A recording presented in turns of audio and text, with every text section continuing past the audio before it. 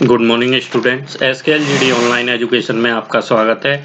आज हम बात करेंगे सीएसएस अलाइन के बारे में। क्या हम कैसे कैस्केडिंग स्टाइल शीट में अलाइन का यूज करते हैं। ठीक, तो दो तरह से इसका यूज करते हैं हम। एक हॉरिजॉन्टली होता है और एक वर्टिकली होता है। ठीक है ना, हॉरिजॉन्टल एंड वर्टिकल अलाइन का यूज हम इसमें करते हैं। हॉरिजॉन्टली मीन्स जो भी हमारे एलिमेंट्स दिए होंगे वो हॉरिजॉन्टल अलाइन में दिए होंगे, तो वहां पे हम किस किस का यूज करते हैं। जब भी टेस्ट अलाइन करते हैं तो सेंटर हमेशा किसका यूज करेंगे, सेंटर। देखिए डॉट सेंटर, उसके बाद text align, centre, width, border. ठीक है, टेस्ट अलाइन क्या हो गया हमारा, यहाँ सेंटर हो गया। तो जितने भी हमें अलाइन या टेस्ट को सपोर्ट करना है सेंटर के साथ, तो हम किसका यूज करेंगे, टेस्ट अलाइन सेंटर का यूज करते हैं।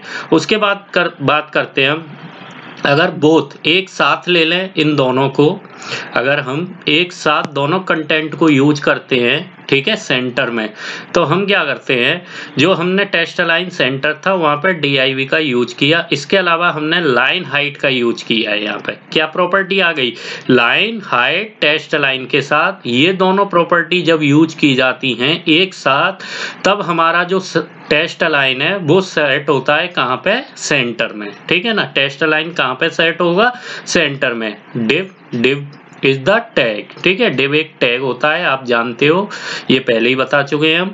तो विड्थ, फॉन्ट साइज, बैकग्राउंड के बारे में पहले ही पढ़ चुके हैं। इस समय क्या है, line height and text align का यूज किया गया है, क्योंकि इन दोनों की सहायता से हम हॉरिजॉन्टली और वर्टिकली एक साथ टेस्ट को लिख सकते हैं। ठीक, उसके बाद क्या है, एलिमेंट और टेस्ट इन अ कंटेनर। क्या क्या चाहिए हमें, set the position property of the container to relative. ठीक, जो पोजीशन है उसमें सबसे पहले क्या प्रॉपर्टी लगानी होती है, आप जानते हो ये पोजीशन क्या है, प्रॉपर्टी है। सेंटर क्या है, यहाँ पे सेलेक्टर है, और रिलेटिव क्या है, वैल्यू है। ठीक है, तो ये जो है पोजीशन किसको कंसीडर कर रहे हैं, यहाँ पे रिलेटिव को कर रहा है। इसके अलावा एब्सोल्यूट को भी कर सकता है। इसके अलावा ये पोजीशन का जो यूज है हम टॉप और लेफ्ट प्रॉपर्टीज में भी करते हैं, और इसमें हम ट्रांसफॉर्म का भी यूज करते हैं। CSS प्रॉपर्टी में किस तरह से आप देख सकते हो, तो ट्रांसफॉर्म, ट्रांसलेट, -50% और -50% का हम पोजीशन में भी इसका यूज कर सकते हैं। तो इसकी सहायता से भी हम इसकी जितनी भी कोडिंग है वो कर सकते हैं। ठीक है ना, तो हमें क्या है, first set the position property of the container to relative, then centre P, यहाँ पे पोजीशन कैसी है, एब्सोल्यूट है, और यहाँ पे हमने किसका यूज किया है, ट्रांसफॉर्म का भी यूज किया है, और टॉप और लेफ्ट प्रॉपर्टीज का भी हम पोजीशन में यूज कर सकते हैं। ओके, अब ब्लॉक लेवल एलिमेंट्स की बात करते हैं। तो ब्लॉक लेवल एलिमेंट्स के लिए हमें लेफ्ट और राइट मार्जिन के अलावा ऑटो को भी इसमें यूज करना होता है। ठीक, left, right margin, left margin, to auto हम इसमें ब्लॉक लेवल एलिमेंट्स के लिए हॉरिजॉन्टली यूज करते हैं। तो इसमें क्या होता है, जितने भी लेफ्ट और राइट मार्जिन के जितने भी एलिमेंट्स होते हैं वो प्रत्येक ईच साइड से इक्वली डिवाइडेड हो जाते हैं। ठीक, और इसके अलावा हमें ये नहीं बोलना चाहिए, हमें इसमें विड्थ का प्रॉपर्टी का भी यूज करना होगा। किसकी, क्योंकि इसकी वजह से ब्लॉक के जो एजेज है वो स्ट्रेच ना हो कंटेनर में। ठीक, तो margin, width, padding, then border, हमने इन सब का बॉर्डर, पैडिंग का पहले ही यूज कर चुके हैं, विड्थ पहले ही बता चुके हैं। यहाँ पे किसका यूज, मार्जिन का भी पहले ही यूज कर सके हैं, लेकिन इसमें ये बताया गया है कि मार्जिन और विड्थ हम एक साथ इसमें कैसे यूज करेंगे, सेंटर के साथ। ठीक है ना, नेक्स्ट, अगर हमें इमेज सेंटर में कोई इमेज लेनी है, हम अब तक टेस्ट की बात कर रहे थे। ठीक, पहले हमने टेस्ट की बात की, उसके बाद हमने यहाँ पे डिव की भी बात की। जो ब्लॉक बनाते थे, डिव का यूज कहाँ करते थे, ब्लॉक्स के लिए करते थे। उसके बाद हमने सेंटर में अगर किसी भी मार्जिन या विड्थ के बारे में बताया। अब हम किसकी बात कर रहे हैं यहाँ पे, हॉरिजॉन्टली सेंटरिंग एन इमेज। ठीक, कैसे इमेज को हम हॉरिजॉन्टल में सेंटर में यूज कर सकते हैं, तो उसके लिए हमें क्या यूज करना होता है, डिस्प्ले ब्लॉक। इमेज लिखा, display block, then margin, width और हाइट। कैसे हम इमेज को सेंटर में डिस्प्ले कर सकते हैं हॉरिजॉन्टली। ठीक है ना, तो ये इसका एग्जाम्पल है जो आपको दिखाई दे रहा है। Image, display, margin, width and height use किए गए हैं यहाँ पे। ठीक, उसके बाद left and right alignment elements, ठीक। लेफ्ट और राइट अलाइन एलिमेंट्स का भी यूज हम CSS प्रॉपर्टीज में करते हैं। डॉट राइट पोजीशन कैसी है इसकी, एब्सोल्यूट है, राइट या 0 दिया गया तो यहाँ पे लेफ्ट प्रॉपर्टी यूज की गई। विड्थ या 60% थी, पैडिंग यहाँ कितना है 10px है, बॉर्डर कितना है, और ये सब हम प्रीवियस लेक्चर में भी यूज कर चुके हैं, ठीक है ना।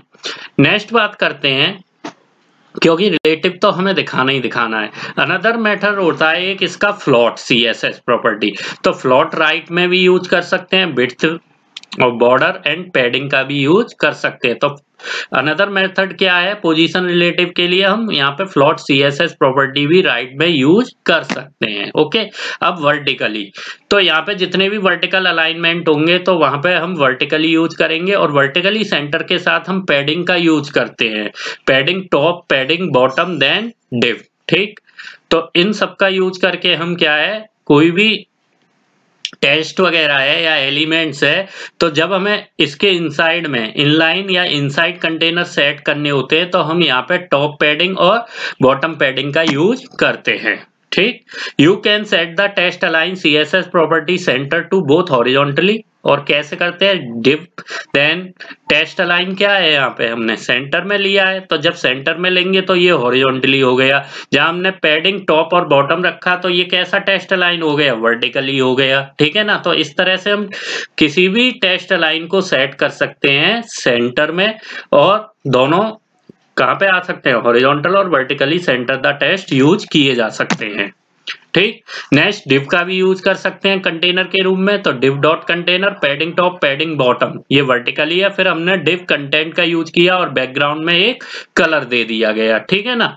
तो इस तरह से भी हम डिव के इनसाइड में एक और डिव को पैडिंग के रूप में यूज कर सकते हैं। Okay, top and bottom align elements भी हम इसमें यूज कर सकते हैं। देखो यहाँ पे बॉटम अलाइन यूज किया गया है, ठीक। पोजीशन हमारी एब्सोल्यूट है, then bottom 0, width, padding and border का यूज। जैसे हम जितनी भी कोडिंग करते हैं, पहले भी हमने सारी कोडिंग्स की है, तो उसी तरह से हम top and bottom align elements का इसमें यूज कर सकते हैं, ठीक। ये सारे क्या थे, इसके एग्जाम्पल्स थे। तो एग्जाम्पल्स के अलावा आप क्या कर सकते हो, जब हम एग्जाम्पल्स की बात करते हैं तो एग्जाम्पल को हम खुद प्रैक्टिकल करके देख सकते हैं, और इनको आप इन एग्जाम्पल्स को देख के आपको खुद से भी प्रैक्टिकल्स करने होंगे। मैं एक प्रैक्टिकल बताऊंगा इसमें केवल, ठीक है ना, केवल एक ही प्रैक्टिकल बताया जाएगा। बाकी के प्रैक्टिकल्स और बाकी के जितने भी एग्जाम्पल्स यूज किए गए हैं वो आपको खुद सॉल्व करने हैं। ओके, खुद से सॉल्व करने हैं, ठीक। तो सबसे पहले हम हॉरिजॉन्टल के बारे में बताते हैं कि हॉरिजॉन्टल में टेस्ट अलाइन का कैसे यूज किया गया था।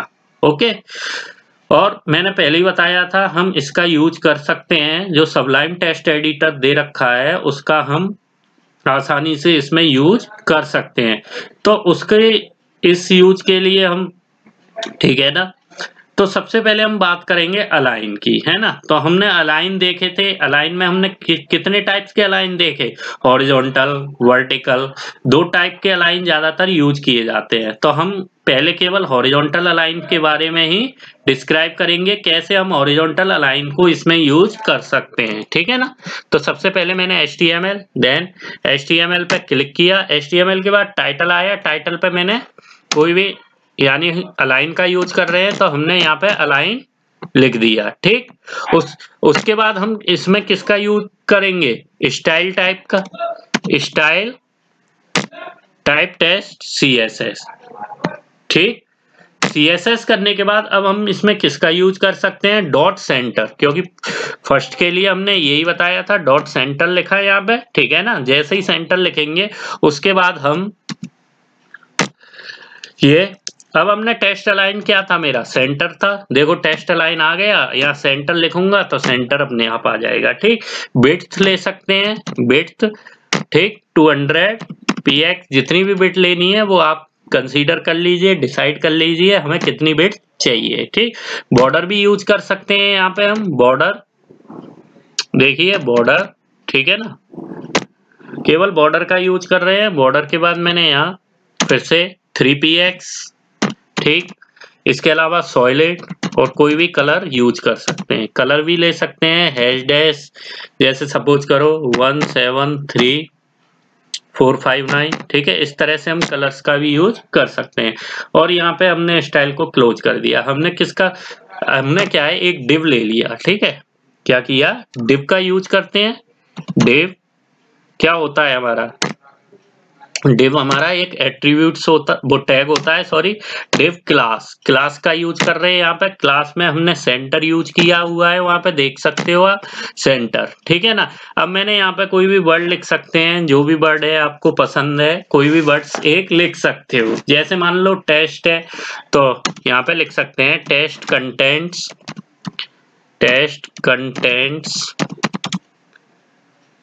is the most common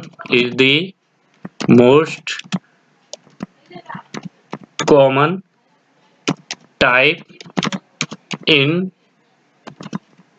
computer application, ठीक है। कंप्यूटर एप्लीकेशन, ये मैंने लिखा। इस फाइल को मैंने सेव कर लिया। ये हमारी कोडिंग पूरी हो चुकी है। इस फाइल को जैसे ही मैंने सेव किया, तो आप देख सकते हो यहाँ कई फाइलें हमें शो हो रही हैं। तो मैंने इस फाइल में नेम दे दिया, कोई भी नेम दे सकते हैं। CSS हाइट एंड विड्थ में ये फाइल्स हो गई, तो मैं इसे CSS जो अलाइन है उसमें यूज कर सकता हूँ। अलाइन के लिए मैंने यहाँ पे फाइल का नेम लिखा, जैसे मान के चलो मैंने अपना ही नेम .html यूज कर लिया, ठीक। .html, इस फाइल को मैंने सेव कर लिया।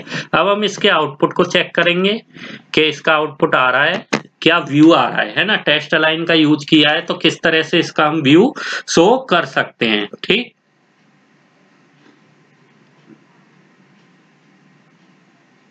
देखिए ये आपको टेस्ट कंटेंट दिखाई दे रहा है, बॉर्डर पे कलर भी आ रहा है ब्लू कलर का। तो इस तरह से हम टेस्ट कंटेंट्स को यूज कर सकते थे, ठीक है ना। और जो हमने टेस्ट है वो कहाँ लिए थे, सेंटर में। तो सेंटर से ही स्टार्ट हुए, ना कि लेफ्ट से ना राइट से। इसके अलावा जैसे मैंने सेकंड में एक और एग्जांपल बताया था, उसमें style type co dot centre लेके मार्जिन के बारे में हमने डिस्कस किया था, ठीक है ना। तो वहाँ विड्थ भी यूज की थी, पैडिंग यूज की थी। तो अब हम क्या है, परसेंटेज के रूप में इसी में चेंजिंग करते हैं, है ना। ऐसा करते हैं, इसी कोडिंग में या इस कोडिंग को कॉपी करके अदर कोडिंग न्यू फाइल्स में लेते हैं। इसको न्यू फाइल, ठीक। व्यू मेरा क्या है यहाँ पे, व्यू HTML, ठीक है ना। इसी फाइल को कॉपी कर लेते हैं, जिससे हमें क्या है, आसानी रहे करने में प्रोग्राम को, जिससे हमारे टाइम बचे। सबसे बड़ी बात क्या है, टाइम, है ना। टाइम बचाने के लिए हमने ये किया, और इस फाइल में से हमने ये सब हटा दिया, ठीक। बॉर्डर क्या है इससे हमें कोई मतलब नहीं है अभी। जो हमें यूज करना है, कैसे हम सेंटर मार्जिन का यूज करते हैं, केवल उसी की बात। सेंटर के बाद मैंने क्या किया, यहाँ मार्जिन लिखा, ठीक। मार्जिन मैंने कितना लिया है, 0px या 0, उसके बाद ऑटो, ठीक। ऑटो लिखा मैंने, ओके। और इस फाइल को यहीं पे यूज कर सकते हैं हम, sorry, auto then this, okay. उसके बाद मैंने मार्जिन के बाद किसका यूज करेंगे हम, विड्थ, ठीक है। विड्थ को मैं परसेंटेज में ले रहा हूँ, या 60% मैंने यूज की विड्थ, ओके। 60% विड्थ यूज करने के बाद मैंने इसके बाद इसमें पैडिंग यूज की। पैडिंग के बारे में भी बताया था मैंने, 20 पिक्सल्स, ठीक है, पिक्सल्स, है ना। पैडिंग के बाद मैंने वही बॉर्डर यूज किया, है ना, बॉर्डर, ठीक। 3px का बॉर्डर है, सॉलिड, उसके बाद एक कोई या कलर दे सकते हो, या येलो, ठीक है। कलर ही दे दिया येलो, ठीक। येलो कलर दिया, ओके। इसके बाद मैंने यहाँ पे ब्रैकेट का यूज किया, ठीक। ब्रैकेट का यूज किया और इसको एंटर कर दिया। इस फाइल को मैंने सेव किया अदर नेम से, ठीक है। मैंने इस फाइल को कार्तिक.html के नेम से सेव किया। अब इसका आउटपुट फिर चेक करेंगे हम, इसका आउटपुट क्या आएगा, ठीक है ना। इसका भी आउटपुट हम चेक कर सकते हैं कि इसके जो आउटपुट है या व्यू है वो कैसा दिखाई देगा, ठीक। सपोज करो ये कार्तिक की फाइल है और इसको मैंने ओपन किया। देखिए ये टेस्ट कंटेंट क्या है, चेंज हो गया पूरी तरह। ठीक, जो मार्जिन था ना वो 0 हो गया, वहां पे मार्जिन कुछ नहीं था, बिट थी वो 60% पे आ गई और पैडिंग का भी यूज किया गया। तो ये पूरी तरह क्या है, जो ये हमें डिव दिखाई दे रहा है ये कहाँ पे आ गया, सेंटर में इस समय आ गया। वहां हमने टेस्ट को सेंटर में किया था, यहाँ इस डिव को सेंटर में यूज किया है। ठीक है ना, तो आज का लेक्चर यहीं फिनिश करते हैं। Thank you very much.